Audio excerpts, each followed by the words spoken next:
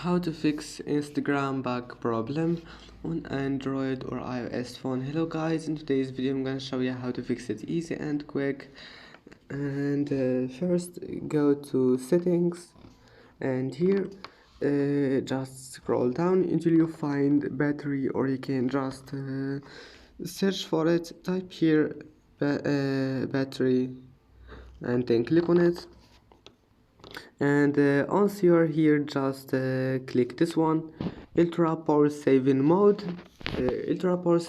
Allow it, enable it, and then disable it, and then restart your phone and open Instagram, and you will find that your problem is fixed.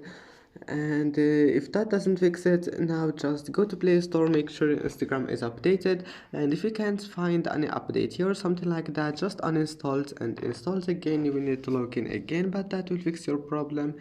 Please don't forget to like, and see you in the next video.